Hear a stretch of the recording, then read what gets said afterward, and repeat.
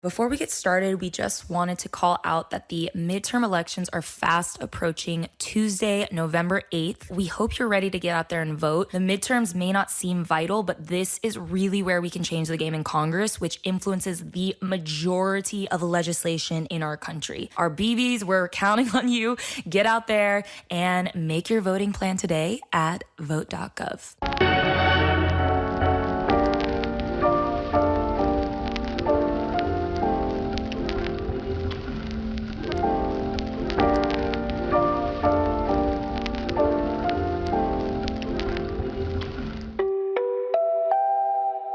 Welcome to Le Bush Le Bebes. Yeah, Rox, how you doing? It's been a while, actually. I miss you. It's actually been a while. I really miss you too. This is our first bi-coastal episode. We're bi-coastal biatches. I know. I mean, it's awesome, but also sad because I feel like it's great when we're getting ready together and... I know. It's a different vibe. It's different, like, recording from across the country. Yeah. Let's get into our episode. This is a fun one. I feel like from when we first put together our episode guide, this was one that has stuck out to me as being just kind of interesting into diving into the term slut and the nuances of it. And we're also going to be talking to an incredible guest today. So she is a sex worker. She is an entrepreneur. She is an incredible human being. And we're going to be hearing more about her businesses, her story, and getting into all the nuances of working in sex with MelRose Michaels later in this episode. But we wanted to go through kind of like the history of the term. You know, we love a good history moment here on Bush Babies. We are all about it. And I told my mom and I showed her our logo and she was like, that's such an old school. And I was like, we're doing a history podcast. Hello. We love a little history moment. Hello. We need a nod to the ages. Yeah. So I thought a nice place to start off. I'm sure most of us listening know, what we are referring to when we use the term slut, but I thought it'd be nice to just give a range of definitions. So according to the Oxford Languages Dictionary, the word slut is defined as a woman who has many casual sex partners. Yeah. Merriam-Webster Dictionary defines slut as disparaging and offensive, a promiscuous person, someone who has many sexual partners, usually used of a woman. Yeah. So I'm just like, it's shocking that these very established dictionaries and English language tools are physically saying and like putting this on a specific gender, putting this on a very derogatory term. It literally says disparaging and offensive, a promiscuous person in the Merriam-Webster dictionary, which I just found surprising because I don't know if I've ever seen a definition that comes with derogatory adjectives associated with it. But I also read a really cool article titled Good Girls, Gender, Social Class, and Slut Discourse on Campus, published in Social Psychology Quarterly, Volume 77 of the American Sociological Association, which cited Urban Dictionary. And they cited Urban Dictionary, a website documenting youth slang, refers those interested in the term slut to whore, bitch, skank, hoe, cunt, prostitute, tramp, hooker, easy, or slug, which I just thought was interesting ways to have like the actual official definitions of this word be depicted online with these illicit definitions and kind of showing apparent the misogynistic connotations. Yeah, I think, the purpose of Oxford and Merriam-Webster dictionaries are to represent the societal official definition of what a term means. And so the term officially does account and include that derogatory note ingrained with the word. Like even historically, when the term was first recorded in a book, it has reference, and as it like shifted over time to focus on mainly women, it dealt with someone who was, a woman that slept around and being almost untidy linked to that definition, if that makes sense. So it was like a messy, dirty vibe. Messy girl, sleeps around, that's what the connotation was. And so I think that's just what they're trying to, represent in the dictionary definition. But it is sad to see that there are terms out there that do have derogatory connotations associated with them. The first time slut was actually used was in 1386, referencing a man, actually, in Geoffrey Chaucer's The Canterbury Tales novel. And it was referring to a man's untidy appearance. So that's the first recorded use of it. Once the 1400s hit, the Middle English phrase slut was used to describe an untidy, dirty woman, which then started to shift into deriving connotations of sexually promiscuous and untidy combined, which resulted into what the term slut means today. So it's not that old of a word, at least from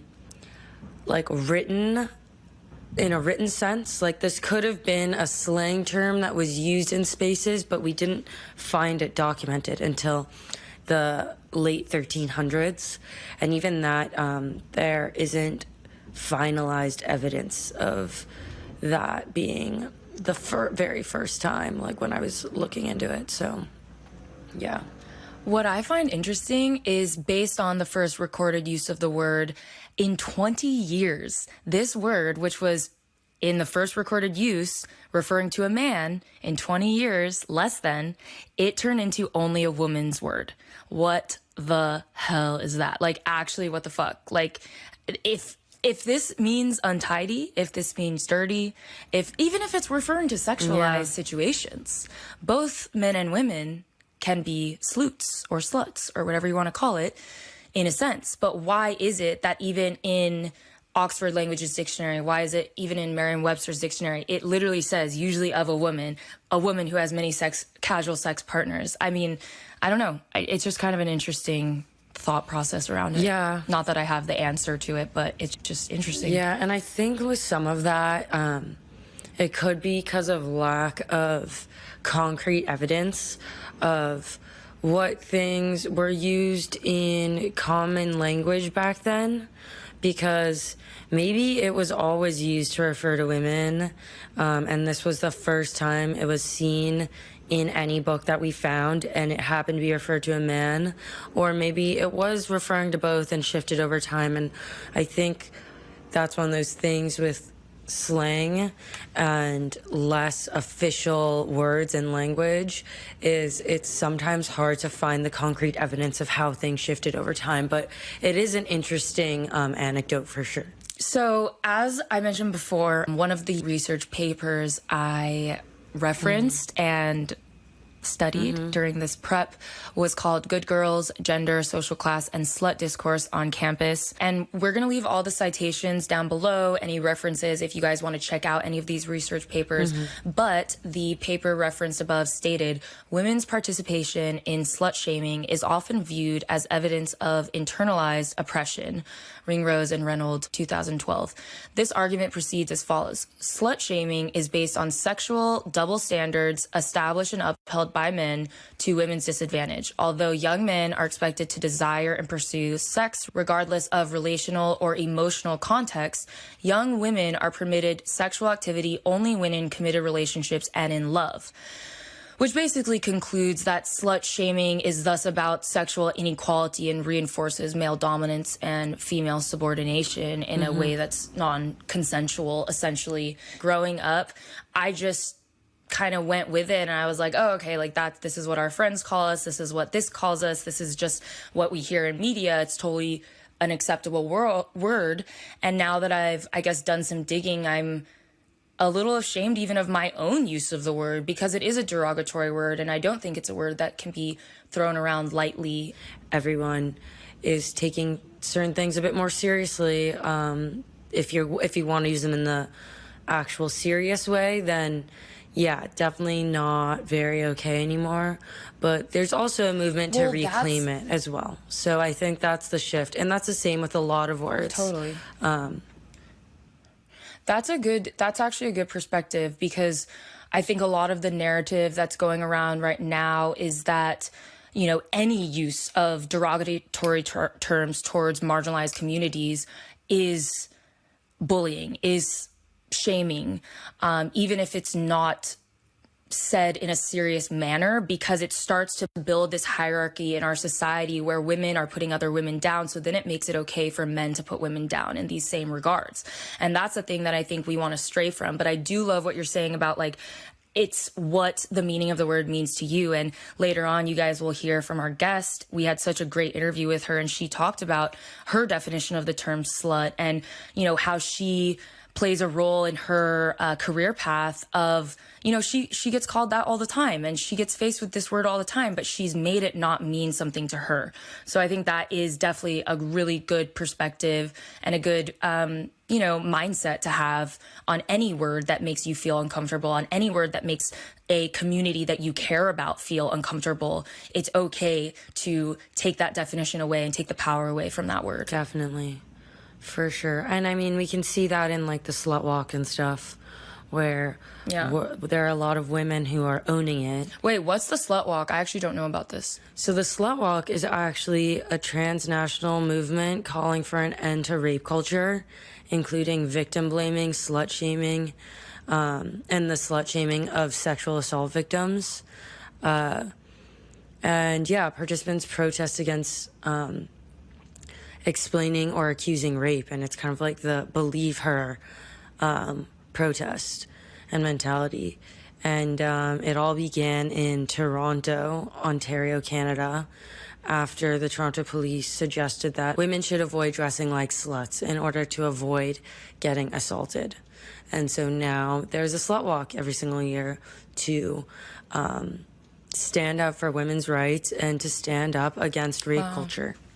I read this really interesting article on Time magazine that was published back in 2014 and written by Eliana Doctorman, that studied the correlation between young women, like college age, and social status. And research showed that well-off, high-status women were less likely to be slut-shamed than their lower status peers, despite engaging in more sexual behavior than the low status women.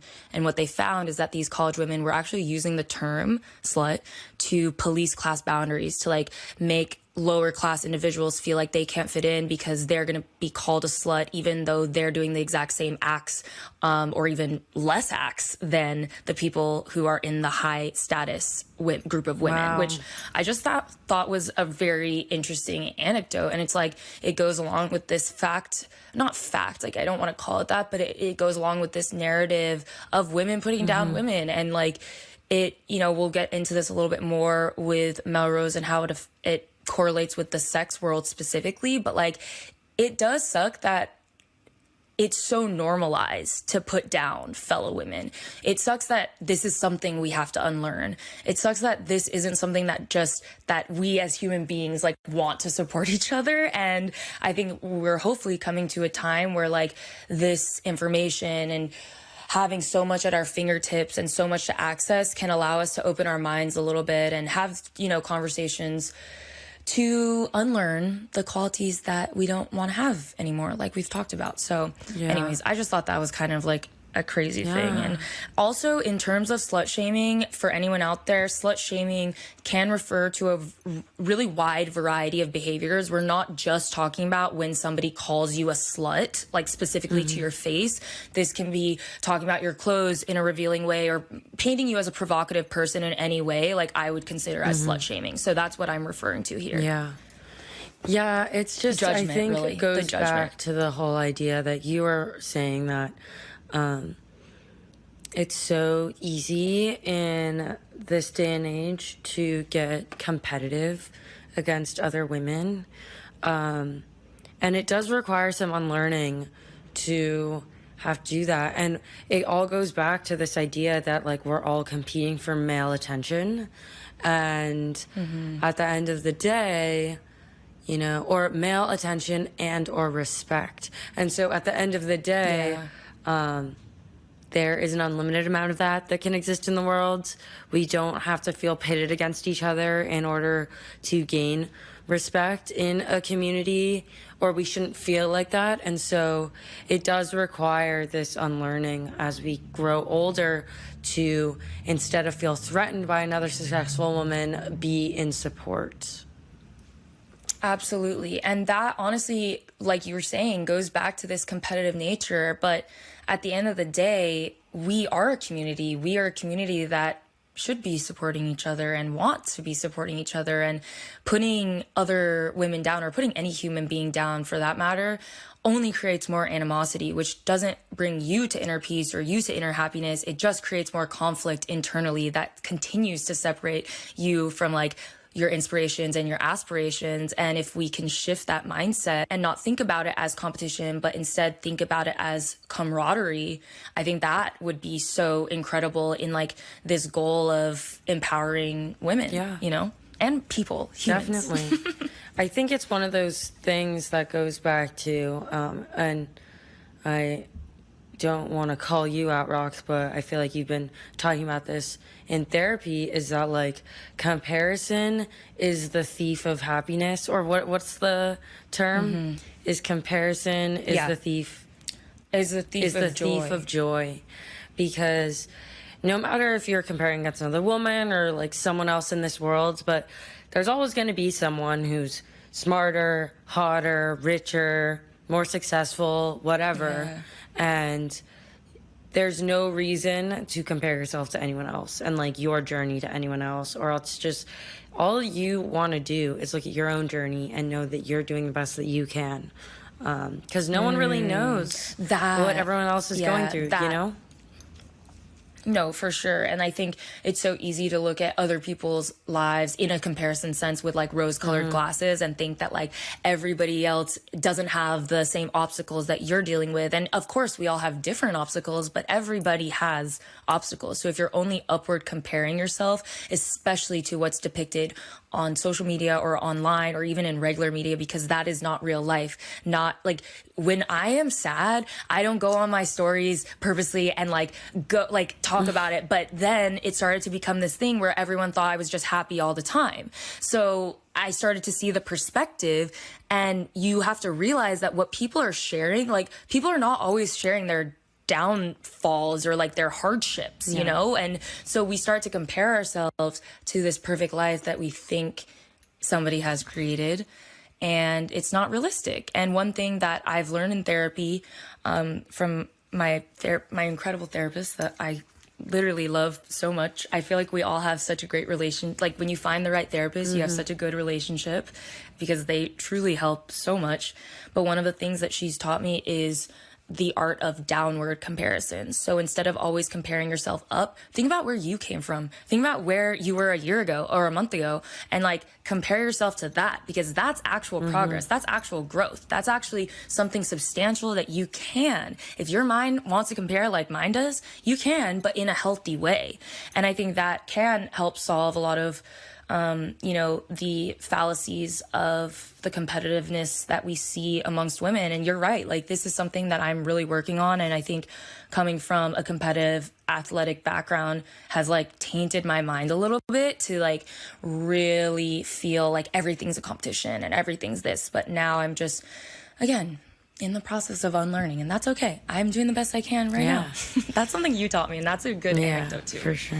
We've used anecdote a lot in today's episode. Anecdote is the word of the day, y'all. Word of the day. For sure. We are very pleased to welcome our next guest, adult content creator and serial entrepreneur, MelRose Michaels, who spends her days running a for-sex worker, by sex worker clothing line called Networthy, and filling business skill gaps for adult content creators in her business, Sex Work CEO. She also co-hosts an incredible podcast called On the Horizon with Jessie Sage. And she's just an incredible human being. We love her energy, and we're so excited for her to share her story and share a little bit more about working in sex. Yeah, thank you guys so much for having me on the podcast. Thank you for coming. We're really excited to have you. So we'd want to start out by you introducing yourself a bit more, telling us about your story, and providing your pronouns, just because we love to be inclusive here. Awesome. Yeah. Pronouns, she, her. And then just, I guess my background started back in 2011. I was like one of those bikini go-go dancers at the nightclubs downtown wearing like the furry boots and like dancing in a swimsuit. And then I had noticed that a lot of the go-go dancers that I was working with started to quit, and I could not for the life of me understand why anyone would quit that job at that time. It was like so much money to me. It was $200 a night, and that was like such a great cash flow. Yeah. And so when they started kind of leaving, I was like, well, where are they going? What are they doing that's better than this? And that's why, when I was introduced to webcam modeling, because they were leaving to start webcam modeling. So at that point, that's when I left as well to start webcam modeling. Ultimately, I was doing that at the same time when I was still at my previous job, working by day at a bank, and then also going to school and still going dancing for a while. Eventually, I left everything to just do webcam modeling, and that was in 2011. That was my primary, source of income for about 8 years, at which point kind of the community I'd built on live streams had started to shift. And that was when I realized people's attention was more towards their cell phones rather than in computer spaces or like sitting in a desktop. And that's when I kind of pivoted to like the premium Snapchat scene. Did that for a few years. That's where I kind of made my name. And then now it's all about the OnlyFans trend and similar platforms to that. So that's kind of where I live at the moment. It's so incredible how entrepreneurial your mindset is too, to like really take this passion and such a fun part of your life and turn it into a full-blown career. And now to give back to your community in the way that you are is just so inspiring. Oh, thank you. Thank you. I think that that's like, I don't have this massive following in the regard of like the adult creator that's coming from the porn space who's like gone through the big marketing machine through something like Brazzers or Kink or whatever, company that they've performed for. So for me, I'm coming from a really unique lane in the fact that like I've only self-filmed, self-produced, self-published, self-distributed content, and having that kind of control over my image and my brand is really important to me. So like having to do it differently than the average, porn star or creator has been a unique experience. And I think that is something where I've learned a lot along the way that I can teach other creators, especially in this like post OnlyFans era boom, where there's so many people entering the space that don't have the education or the experience as someone a decade deep doing this already might have. So like, it's really nice to bring that to the table and be able to share it. Yeah. We love a woman in control. We love it. Yeah. Well, how do you feel about keeping up with, it almost sounds very similar to Roxette's career with social media and how it's constantly changing and there's always a new platform to get on, monetize that space and become as big as you can, as early as you can as the site grows. How do you feel keeping up with that? Because it sounds very similar to YouTube, etc. Yeah, I would, it's funny because we have this saying in the porn space, in the industry, in the creator space, but like adult creators were some of the first to do the things influencers do now. So like my background in webcamming is preemptive of what now a Twitch streamer would be doing. Because like majority of what I'm doing on cam is just building a community, harnessing an audience and entertaining. There would be maybe 10 minutes of that that's actually explicit in any way. So when people think of like the webcam modeling area, they don't realize that was the precursor to the Facebook lives, the YouTube lives, the Twitch streams, all of that. And the same goes for content. Like I was making clips in 2011 where making and posting videos of yourself in like a YouTube space was still very new. So like a lot of things happen in the adult industry before they hit mainstream. VR is another great example of that. Yeah. So when people are like knocking what sex workers are doing or like the challenges that they face, it's very frustrating because it's the same things that mainstream is going to face, except we're solving those problems for them preemptively and then just being targeted on the back end for it. So my God. It is very similar. The burnout is real. That feeling of like having to constantly create and be creative and be inspired and just to do it, like if you do something passionately long enough, it will become work. So like finding that balance is really hard. I honestly have not thought about it that way. And I love that we're having this conversation because you're so right. Like, influencers are doing things that sex workers have been doing for a long time. Yeah. So that's a bit of an interesting take on it, but I totally agree. And coming from the influencer side, I'm like, I feel you, man. Like, I feel everything you're saying right now. Yeah. Do you feel like there's any specific hidden nuances or anything that people wouldn't expect you've come across? I think the big one that's a standout is we're really undercut as entrepreneurs. So like that's what really is valuable, that you guys kind of saw that and like reached out in that regard, because people don't understand that the sex work community doesn't have the same avenues of like advertising or marketing that the average, influencer or creator would have, because we're not allowed in so many places. We face a lot of erasure on platforms like Instagram and Twitter, where we're shadow banned or we're deleted even if we haven't violated terms of service. This is a huge problem in our communities. So where the average, influencer can run Twitter ads to grow their page or can run Facebook advertising. Even me with my clothing line, with like some of the clothing, like this is leisure wear, right? You know, hoodies, crop tops, nothing crazy, nothing explicit by any means.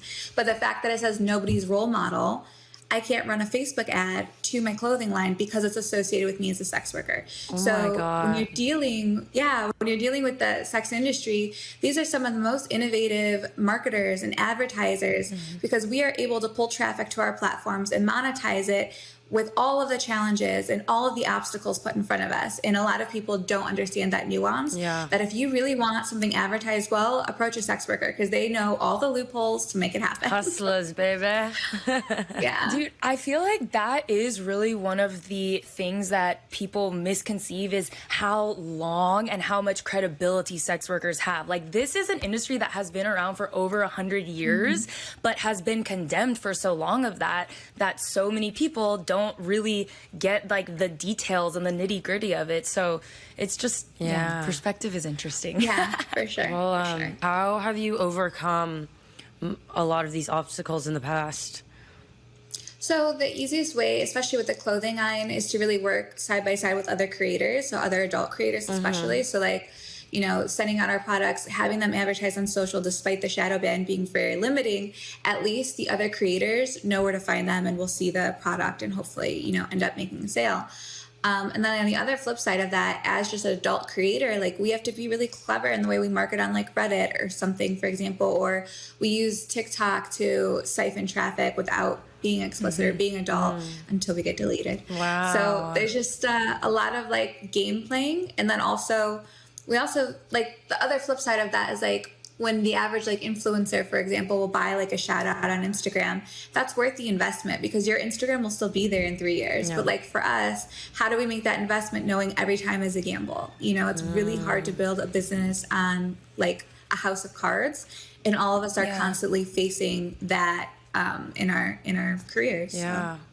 Well, I know you said that like with the shadow banning and stuff that it can impact your business. Is that a reason why that so many of your businesses, I mean, you have a whole realm of them, and some of them are directed towards other people in the sex work community and some aren't. Is that why so many of them are directed towards that community? Because you can be more attuned to knowing where they are, and you can more easily advertise directly to them instead of dealing with all the shadow banning and stuff for a wider net?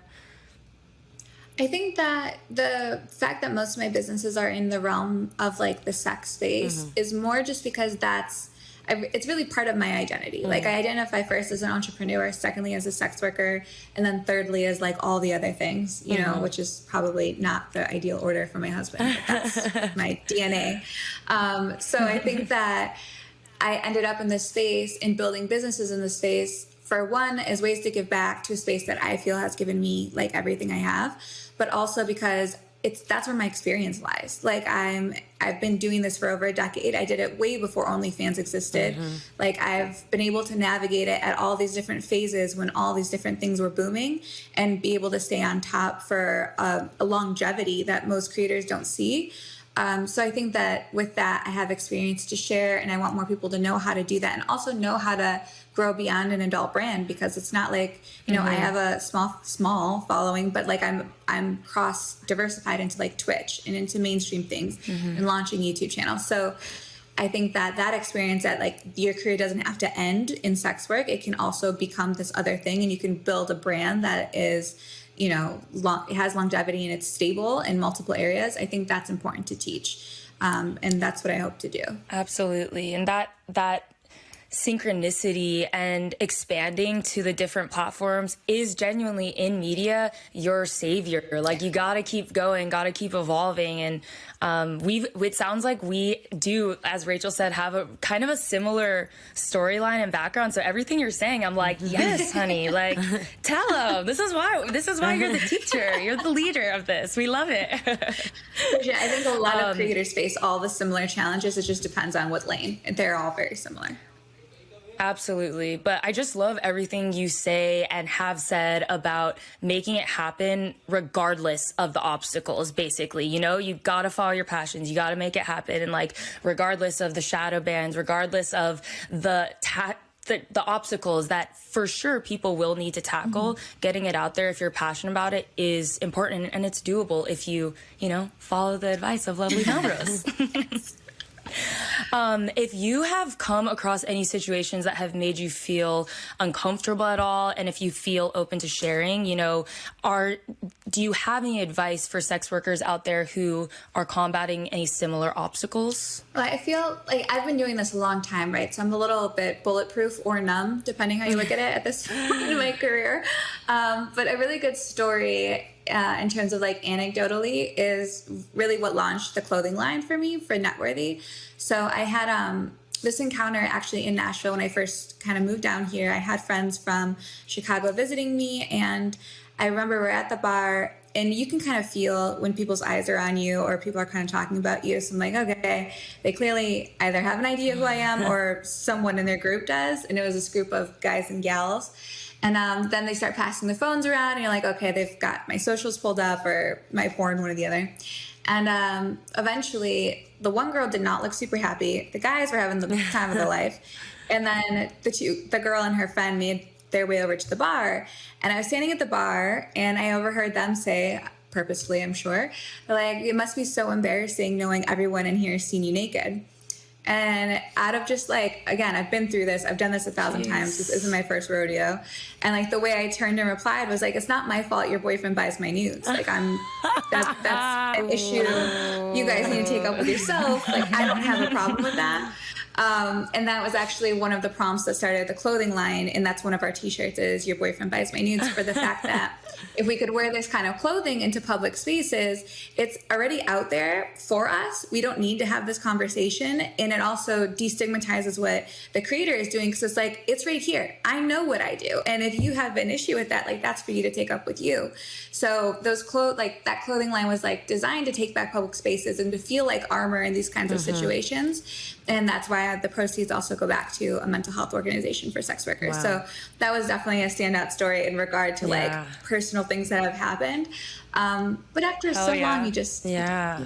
Wait, what about, like, if you had to estimate, like, what percentage of uncomfortable situations have been from men versus women when you're in that? Because you just spoken about an experience where it was actually a woman who wasn't happy with you and making you feel uncomfortable, which is really sad to hear, because we should all be supporting each other in any way we can and, like, not being mean. But, yeah, what do you think? I just wanted to give you some insight, because I don't know if we've shared this, but like the theme of our episode is kind of debunking the term slut. And when I was doing some research, it literally came out that women cut down other women more often than men cut down women because of social status, which I thought was like kind of a crazy thought. But yes, we would love to hear your experience with it firsthand. I've definitely, I would say, dealt with more from women than men. I think the reason for that is like women are, societally structured to be competitive in nature towards each other. We're competing for status, competing for relationships, competing for jobs, competing for all of these things. And that's just a product of like systemic issues, especially in the US. Yeah. So I definitely feel it more from women than from men. Also, I think that the way society, especially in the US, is structured, the idea of a woman being empowered by her sexuality is so anti what is acceptable right now, especially right now with like things like abortion laws getting overturned in that regard. So anytime you see a woman who's very empowered by her sexuality and isn't like afraid of it or afraid to embrace it, that comes off threatening, because that's so not what we're allowed to do, and that is not the status quo. So I think that's a problem in and of itself, but it's definitely, it comes more often from women than from men. In my experience. Wow. It's so sad because the thing about it is like when women cut down other women, all we're doing is putting down women as a whole, which thus empowers men. Yes, exactly. Which just feeds into the system. The system. Like, yeah, I get really frustrated when I think about it because it's sad to me. But and it's one of the questions. I'm sorry that you've had that experience. Thank you, I appreciate that. And that's one of the questions I get often from other creators with the sex work CEO stuff is like, well, if you're giving away all your secrets to success, isn't that hurting your business? I'm like, I don't think that when you lift up anyone else, that hurts your business, because there's enough audience to go around regardless, and I'm not going to be everyone's cup of tea, and you're not going to be everyone's cup of tea either. So like this idea that we're constantly competing, and I like that's taken maturity for me to even understand. You know, like I'm 31 now, so like now it resonates. Like I'm not competing for my husband or my work or my whatever, but at a certain age, that was all it felt like. So I think once you can kind of get on the other side of that, and maybe it's like the 30s or something, but you see things more clearly and you don't feel that anymore. So I'm hoping that the work I do can also undo some of that in our own space, because there's a lot of things that we do to each other that sets up back all of our movements, and that's definitely a problem in and of itself. Yeah, I think the best way to describe it in my mind is each person doesn't need a bigger slice of the pie. Like we all want to just make the pie bigger, and so we all get a bigger slice. And so that is a really big core value of Bush Babies podcast, is empowering the voices of our community, and especially people from marginalized communities, with a focus on feminist issues and gender identity. So I think it's great that we can support you, learn more about your story, learn more about what your podcast has to offer, and promote that as well on our platform. Yeah, I love that. It's so incredible to talk to you and like have just an open conversation about this stuff. And I genuinely feel like your audience and just the world, it's a conversation. These are conversations that need to be had. So yeah, just thank you for being so open and authentic. Agreed. How do you feel about the Mia Khalifas of the sex work industry who have come out post their sex work stint or career with regrets? I think from because this is widely talked about with like Mia for sure, but then also like Lana Rose is another person who had like a really bad experience in sex work or in the porn side. But I think that is a symptom of the times as well. Like a lot of the way you'd get into porn and the way you'd have to make a career at that time is going through these mainstream studios and being pressured into doing things you didn't want to do. And they were all run by men at that time. And I can understand why that was their experience 100%. And I definitely don't want to say anything to unvalidate that, because that's a lot of people's experience. But I think that with this kind of new age where things are more creator focused, you have so much more control over what your boundaries are and what you can say no to, because it's all yours. You know, if you don't want to film something, if you want to have a completely non-nude OnlyFans, for example, you can do that and you can still make money at it. So I think once things are creator focused, that kind of changes the way you can control your career, your image, what you do and don't want to do. So while I think their experiences are completely valid, I don't know that that is reflective of the current space in time of the industry, if that makes sense. Right now, like you'd see the same thing in like a YouTube kind of conversation where you're like, back in the day, if you were on TV or you had a sitcom, you had a contract, you had to show up, you had to do X, Y, and Z. You maybe had to read lines that 10 years from now you would regret ever saying, and there's nothing you could do about it because you don't even own the material. Versus now in the YouTube space, you're only putting out what you want, what you care about. You can retract it should you need to take it down. You have so much more control in a creator economy, and that is the same in porn. So I think the way things have changed and evolved, like that's bound to happen. I don't think it is, you know, I have no ill feelings towards their experience because I think a lot of people went through that. I'm just grateful that that wasn't the path that I chose, and that I didn't have to go through some of the things that they went through. And I believe on your Sex Work CEO program, you've talked about this, but obviously you had mentioned that you don't need to have nudes and like start OnlyFans, you can still make money, but there are people who it's pretty clear that if you want to make a lot more money, you should, or you might want to explore other options like that. And so I'm wondering how you feel about if there might not be direct pressures, but these underlying pressures of if you want to grow and get to a certain size, you should be doing X, Y, or Z. And if you felt that pressure, or how you coach the people that you mentor through that situation. The pressure really comes from fans. Obviously, fans always want more and more and more of whatever it is. So you really, as a person, need to know who you are, where your integrity is, and where your boundaries lie. And I think boundaries is a conversation that it goes anywhere, because even if you're an influencer on social media, you've got people in your DMs offering you money to do things you would not do. So like that isn't exclusive to sex work. And while I think that you need to know your voice and know what your hard no's are, I don't think that money should sway that, because that's your moral compass, that's your character. So no matter what you do, like if it's going to haunt you, don't do it. That would be my advice. But you don't like this. There's a big misconception that you have to get nude to be successful on OnlyFans. The reality is majority of the people on OnlyFans are not adult creators. The data, and you guys might have to double check this, but I remember it being something like 98% of the traffic on OnlyFans is unpaid traffic. So if you think about that, those are people who've never subscribed or spent money on OnlyFans. So there's massive audience there of people who aren't spending money, who are just looky-loos viewing. And those looky-loos who are viewing can't be viewing adult content because they don't have a credit card on file to verify their age. So when you put that in perspective, while adult creators make up a lot of, the OnlyFans press or the OnlyFans stigma, and we did build the platform because we were the ones that it got launched on the backs of. We are not the main community on that platform in present time and space. So to think that you have to do all these other things to be successful there, I just think that's a misconception. I think that what people need to realize is with the premium social media model, like paywalled sites like OnlyFans, really what you're selling is not nudity or explicitness in any way. You're selling access. So that's why someone like a Cardi B or a Bella Thorne can log on and make $1 million in a day, because they're showing you access to their life that you don't otherwise get. So if you think about it in those terms, say you're a musician and you're selling access to backstage content, something no one else is going to see. Or if you're a DJ and you're dropping sets on your OnlyFans, or a comedian or a podcaster, whatever it might be, you're selling access. So if you keep that in mind, I think it really takes the burden off of this adult, stigma and attachment and branding to something like OnlyFans.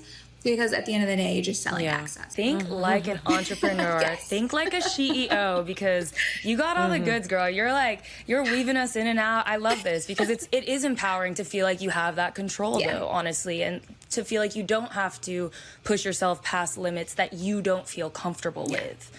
I guess to end it off, I'm so sad that we're almost done with our questions, but to end it off, how do you feel about the term slut? Yeah, no, I think, so words have power when people give them power.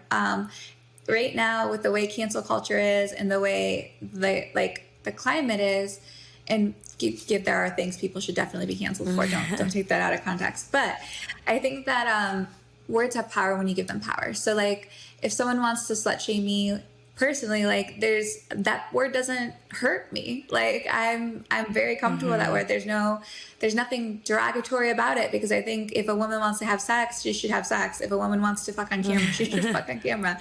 I don't have any connotations, but I think it comes down to each their own. Like the power you give something is the power it has over you. So if you just don't give it power, we all kind of shake off the whorephobia. I think everyone will be better for it. Everyone needs to check out On the Horizon. It is the most incredible sex workers podcast for sex workers by sex workers.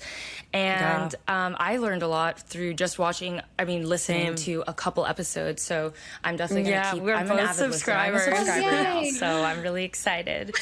Love that. So with every guest we bring on for Bush Babies, we do these little hot takes. So if you have a hot take, tell us your hot take. It could be big, small, silly, funny, random. Like Rachel's typical one is the liquid soap, bar soap Of the scandal season. of the century. Hot takes. You just say a hot take on life. I don't think I have anything as comical as that because I wish I did, but I'm a little unprepared.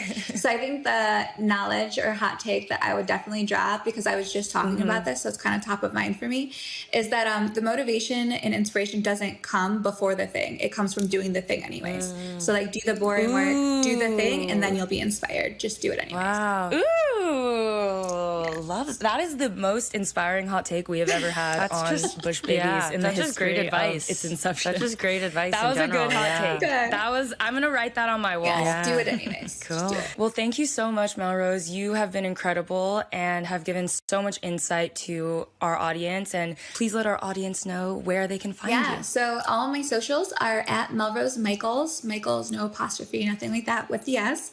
And that's on Instagram, Twitter, and on TikTok. And you could find the educational courses and resources for sex workers on sexworkco.com.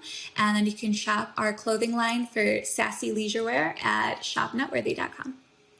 Thank you so much for watching. You can find us on TikTok, Instagram, and YouTube at Bush Babies World, as well as our personal accounts at Roxetta and at Rachel Traw. And make sure to join our Discord to be an official part of the BB community. Make sure to stay up to date with everything we have going on at www.bushbabiesworld.com.